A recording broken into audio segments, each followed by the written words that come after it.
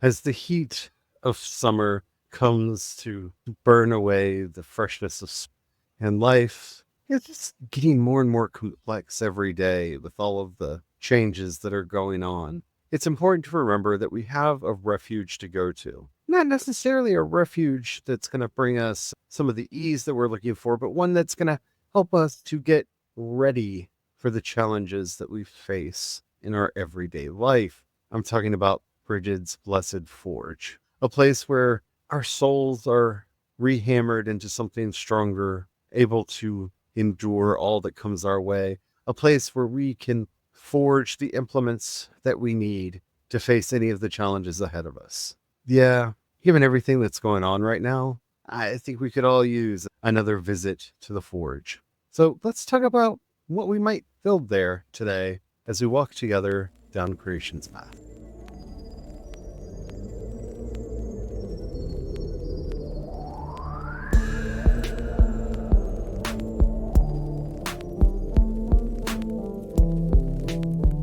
Hello, everyone. My name is Charlie, and I am a Christopagan druid and priest of Brigid. Hello, everyone. My name is Brian. I'm a Christopagan druid and sous chef to the dog. Today, we are going to be talking about how we can work towards unlocking our potential by going into Brigid's Forge and really working on aspects of us that need to be a little bit reworked. Maybe tools that we need to accomplish the tasks that we need to be doing, or just building some armor to be able to get through anything that's coming our way. But before we get into that, if you haven't already, don't forget to like, subscribe, follow, whatever the terminology happens to be on wherever the app is you're listening to us on.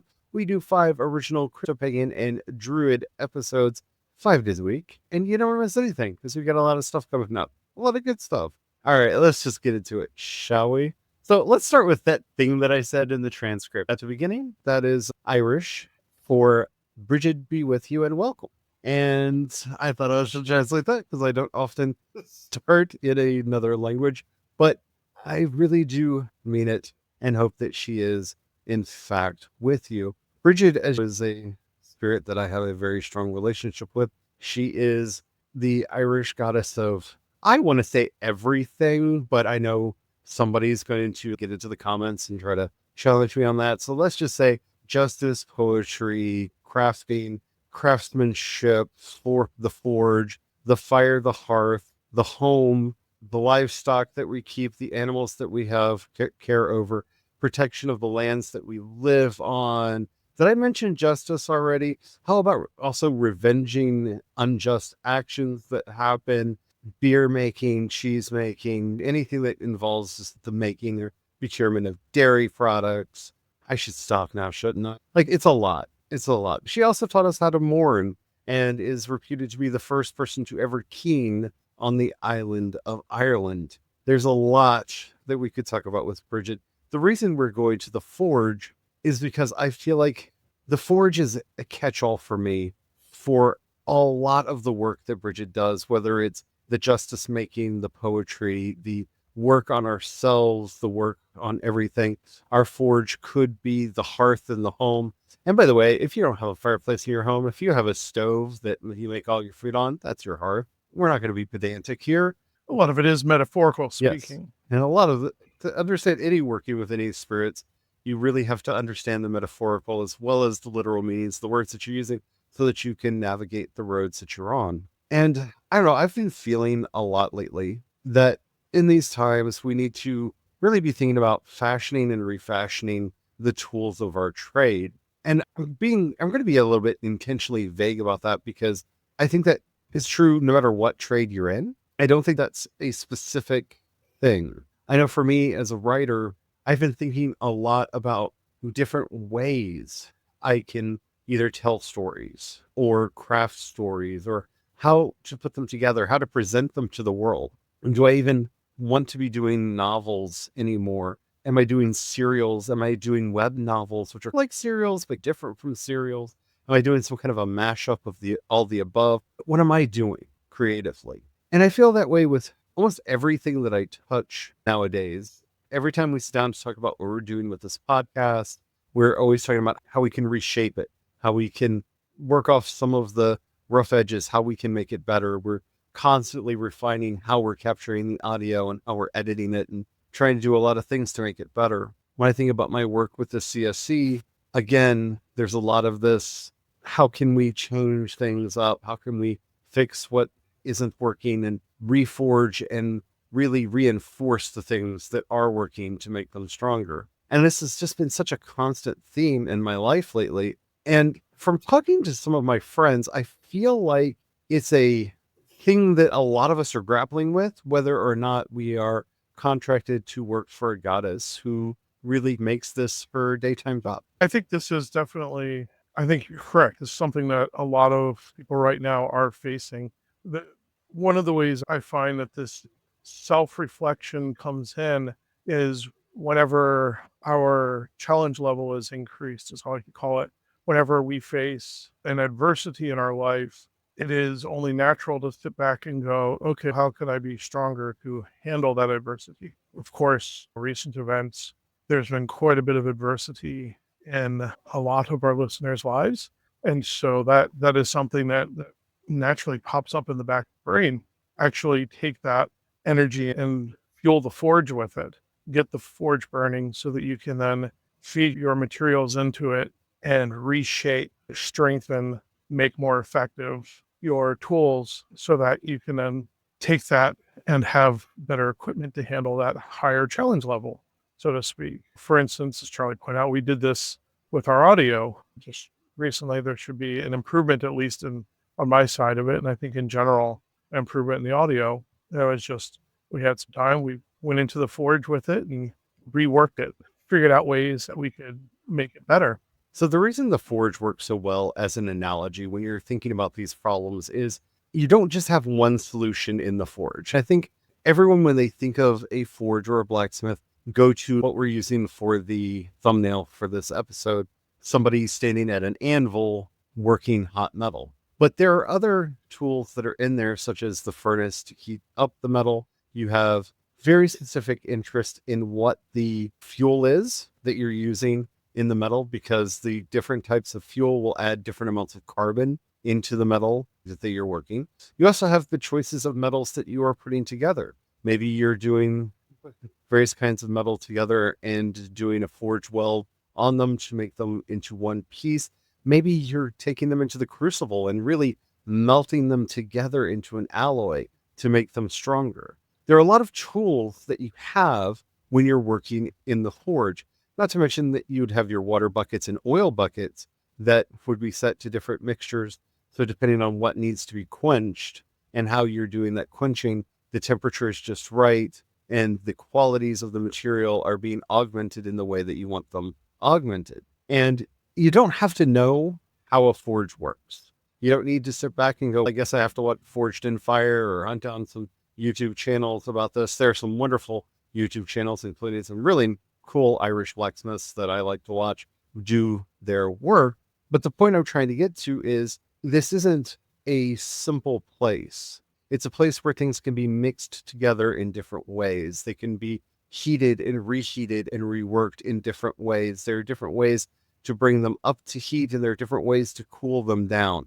There are different tools that are used to stretch and pull and twist and hammer. And it's the kind of flexibility, if you will, when working with very rigid things. Because remember, you're in a forge, you're working with metals, right?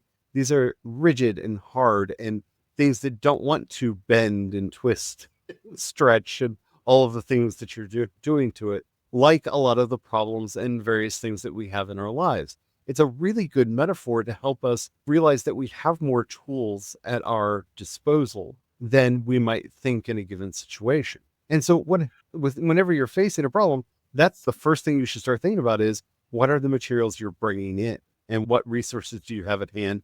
And what new resources might you need to bring into the forge with you to get you where you need to go? Along the same path, when you're thinking of solutions, the metaphor of the forge really helps to open up your mind to more than just a solution. For instance, you have a blade edge that is dull and doesn't work very well. There are quite a few different ways to go about sharpening that. Maybe it just needs to be honed. And that's where you're just doing the very fine work that is folding the small bends back out of the very edge of the metal so that it cuts. Maybe the entire blade needs to be sharpened. And that's where you're actually removing metal to reshape the edge.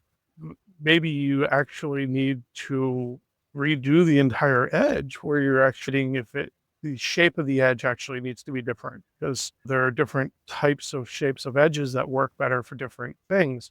So maybe you need one side flat where it goes in, or maybe you need both sides going in to a point. And so it really gets you thinking about multiple solutions to whatever you're trying to work on and improve, because it doesn't always just need to be grinded on a grinder. It doesn't always fix it. It could be the material.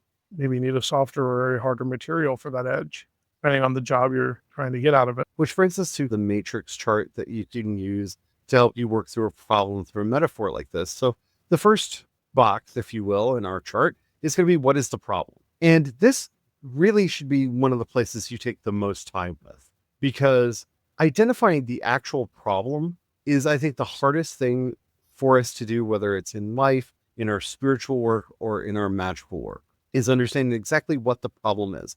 Because there are easy things to answer. And I think you should always not necessarily throw away, but always question the first answer that comes to mind. Because very often, especially in our capitalistic society, what's the problem? Money or wealth. One of those two come up a lot, no matter what the actual problem is. Why is it money? Why is it wealth? Is it actually a health problem that you don't have the money to take care of? Is it, what? Start actually digging down, because yes, it could just be money. But if that's all that it is, I don't know. I really feel like simple answers like that generally mask the deeper problems. And yes, sometimes it is just, oh, money, or I don't have this, some kind of lack. And it's easy for us to understand or see a lack and obscure an actual problem that we're facing through that lack. So for example, I know quite a few people over the years. I've got one friend in particular who I'm not going to call out right now, but if you're listening, I want that dragon story. I want you to keep working on it. You know who you are. If you're listening, I need version 2. Oh, I hope that was vague enough. Anyway, but this person, where we try to be very careful not to give away their gender, to identify them further, but this person keeps having this feeling that they need a proper editor or some kind of proper credential or some kind of education that will give them the permission and the tools to write or make a better story. And that's not the actual problem. The actual problem, if you dig into it, is that insecurity that's telling them that they can't tell that story or finish that book. And that's the real root of the problem. But it's masked in this, I don't have the skills. But do you have the skills? Everyone you've given this book to has loved it.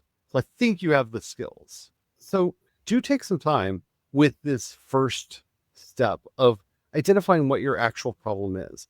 Because yes, sometimes it's the first thing that comes to mind, but sometimes it's a deeper thing. I know of a musician friend of mine who could have a wonderful career really releasing some of the beautiful original tracks, but really believes that they need a producer and a studio and an engineer and needs to raise thousands and thousands of dollars to record themselves, even though I've heard the recordings that they've made with just their phone and they're beautiful and could easily be cleaned up just slightly. And I've even offered to help with that, but they're very convinced that no, they need to go into a professional studio, sound dampened studio with an engineer and a producer and work it out. And so if I were to ask what is the problem, that person would answer money, because in their mind, they need the studio, the engineer, and the producer, and they got to pay for all that. That's not the problem. The problem is the lack of confidence in their own work and what they could accomplish, as well as just a fear of not meeting their full potential if they don't have those critique partners in the process to push them to produce better and better work. So those are the real problems, not necessarily the money. Now, if they do determine that they, in fact, have to have those things, then okay, sure, it's the money.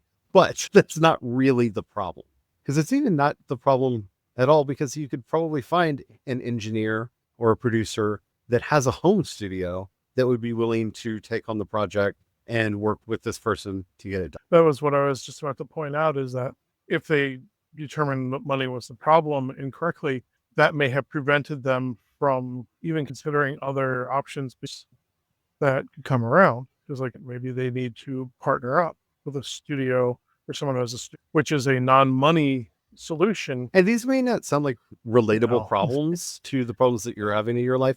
I'm just trying to use examples that I feel like I could abstract out to not share people's personal private details. Do you get what I'm saying? The point is really interrogate. And if you have an anamkara or someone that you can sit with to be like, am I right? Is this really the problem? Or am I just masking with this what the real problem is? Because once you have the problem, then you can start looking at the solution. Yes, really hard there because I want to make sure that you hear there's more than one way to approach this. So now we have the various other aspects of the forge. What materials are we bringing to this? No, seriously, what materials are we bringing to this? Say the answer is money. There are many ways to make money. Is this a long-term, short-term problem? When do you need to have the money? Is this well, I could get an extra job? Is this I need to find a better job? Is this I need to have a yard sale? Is it really drastic and you need to find a pawn shop, right? There are a lot of different ways to get to the solution that you're looking for. A lot of, if you will, materials that can be brought in. Is it about developing a side hustle that you can start making a little bit here and a little bit there on and build up until it can help support the project better or the activity that you're working on better? What are the materials that you can bring? Now, this is important, that you can bring. What can you bring in here? Not what other people can do for you. What can you go out and get? So that job thing fits into a mixed bag, doesn't it? Because yeah, you can go out and try to find another job, but you also have to find somebody that can employ you, right? So you can see where this starts getting murky. What materials can you bring? And the second is, what equipment do you need? Now, remember, we're talking all metaphorical here. So this is where, I need a better job. That fits on in two of these boxes, because the job requires two things. You going out and finding it. That's the material that you bring. So that might be your resume, cover letters, what have you. But also the equipment being a place that's hiring. And now we can see how those are interlinked, that we need to connect those two together. Your equipment in the forge is what is provided for you, whereas your materials are what you bring in. So your materials could be your skills. It could be various things that you have around. Say you want a certain thing, but you don't have it, or you don't know how to get it, or you can't find it. You have yarn around the house. Could you crochet, knit it, or weave it somehow? So you see the equipment part there, the crochet, knit, and weave are over in the equipment part, because that's something, an outside thing, but you bring your skills there and the fact that you already have yarn. And the reason to break it up like this is because it helps you realize what assets you have to hand and what assets you may need to pull in from an outside source. Okay, so now we have our problem. We have our materials that we can bring in. We have the external equipment, if you will, that we need for this.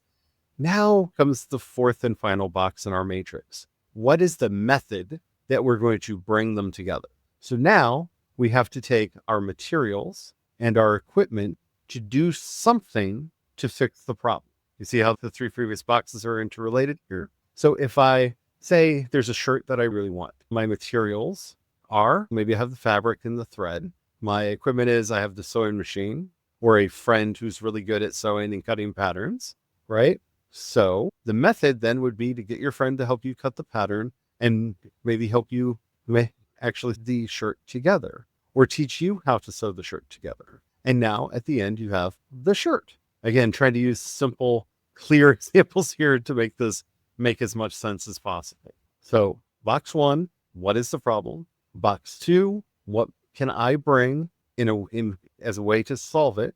Box three, wake up, cut this out.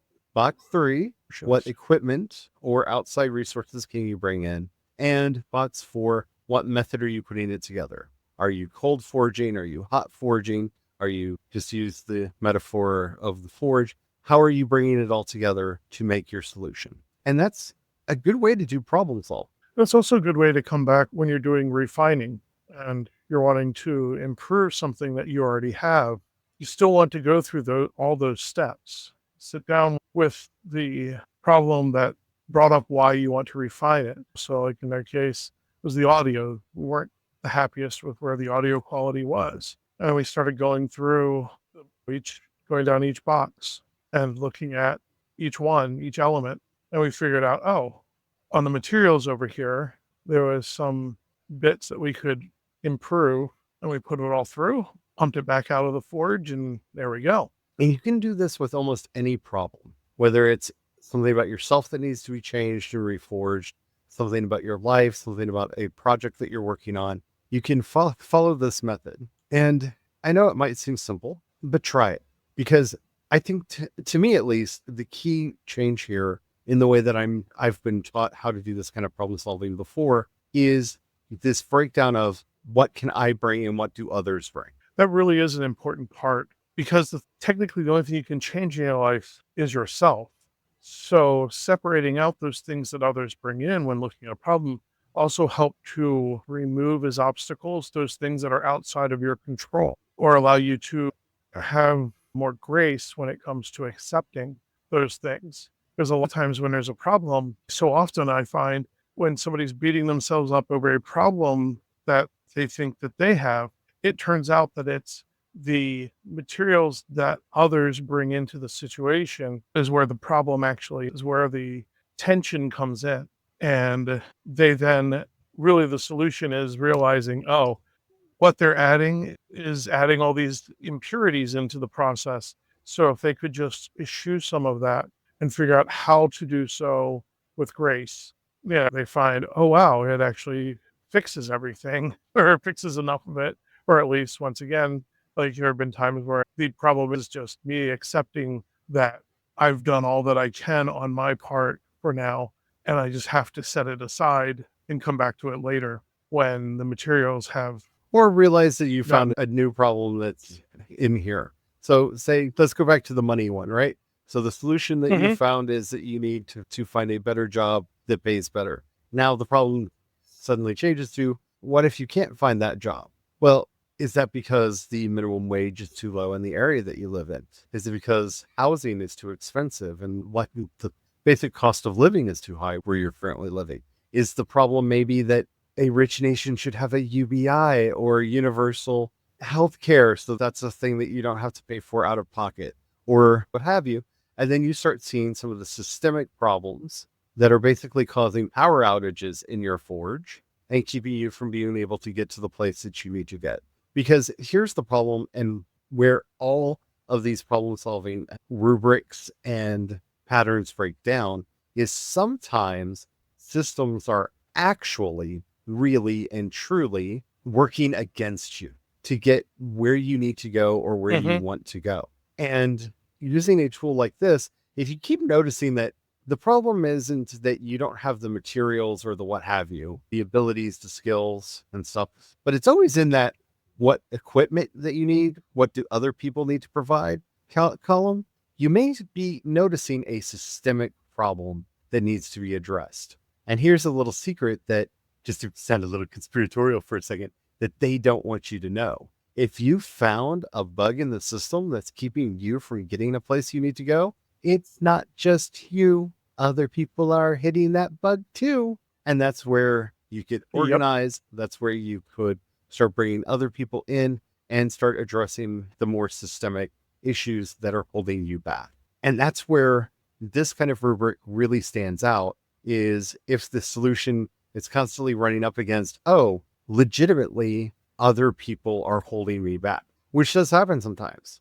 Like maybe you need better healthcare, but you can't afford it for various reasons because it's too expensive. Insurance is too expensive. There's no mechanism for you to get the healthcare that you need. Wait, these are all healthcare related problems, not you problems. You've seen a systemic issue, and those are harder to fix. I'm not going to lie; those are harder to fix. But the more people that start seeing the errors and issues within the systems, the better and easier it will be to confront those systems and bring about the reform that they need. Because it's important to realize when you're actually hitting a systemic barrier. I don't know, just an example. If you're a woman working in an American company and you notice that all of your male colleagues keep getting promoted ahead of you, even though you're either doing better or equal to them, in the work that you're doing, that you're constantly getting praise for being one of the best people in the company, but you're not getting raises and promotions at the rate of those around you. That's not a you problem. That's a systemic problem. And rubrics like this can help you spot those because I'm tired of this whole pull yourself up by your bootstraps malarkey that's going on, because that phrase was meant to be indicate something impossible, right? There are a lot of words that have been flipped on their heads and used against people, because you can't actually pull yourself up by your bootstraps. That's something no one can do. And if you want to argue with me on that, put on some boots and grab a hold of them and try to make yourself fly. I'll wait. Yeah, I'll wait. Has it happened yet? And this is also where ideas such as meritocracy came from. The idea of meritocracy came from a book that explained how people make up the idea of merit so that they can hire their friends and relatives and people that they like and discriminate against others and pretend that it's all based on how good they're doing. Because as much as it would probably be a good thing if people actually got ahead based on how good they were at doing certain things, the reality is it's usually who you know, because the system is broken and real meritocracies don't exist. Yeah, I love that you brought up meritocracy, because I used to be a big fan of meritocracy until I started looking at it closer and realizing what BS it is. And it's usually terrible people that are the first ones to go, we live in a meritocracy. This is why I have, and they don't. And it's the merit is based on if you're a nice or a decent person or a not decent person. We wanted to use a different word, but we're not supposed to be saying those words here. Then the person spouting nasty stuff would definitely not be merited what they have. It's the same fallacy of fairness. It just doesn't work in reality. Like preachers who preach that it's good to be rich and afford wealth. Yeah, we could talk about that all day. But I hope that this has helped you out some. We've talked about ideas of the Forge before. If you want to go back and look at those previous episodes, this is a slightly different way of putting this together that might help you out with everything that's going on right now. If you have any questions or comments, I'd love to hear them. If you're listening to us on YouTube, Spotify, or CreationsPaths.com, you can leave a comment right there. If you're listening to us anywhere else, even if they say that you can leave a comment, they will not let us know, so we won't know. But you can leave a comment there anyway, because engagement is magic. And then head over to CreationsPaths.com, click on chat, and you can leave a comment there, and we will see it and be able to get back to you. While you're there, if you happen to have a few dollars you can pass our way, we offer monthly and annual memberships. You can also support us through Patreon and Ko-fi. I am Patreon and Ko-fi. I am C. Dorset on both. And you can support us through the Cash App hashtag CreationsPaths. Thank you so very much to everybody who does that. You really do help us out a lot, keeping a roof over our heads, food on our table, and keeping the power on. If you don't have any money right now, or you don't know if we're the kind of people that you want to give your hard-earned treasure to, that's perfectly all right. But remember, if we've ever helped you out or said or done anything that's really helped you out that you think might help out others, please share it with them. That helps us out more than you know. And as we're heading out today, oh, blessed Brigid, goddess of the Forge, help us to rework and retool the various parts of our lives so that we might find and have the glorious life that is set out before us, that all the tools that we need may be in our hands, so that when it is time to stand against injustice, we can meet it with all of our strength. When it is time to let our creativity fly, we are ready to let it go. And that when it is time to have hospitality around our hearth, there is more than enough to go around for all. Amen. Amen.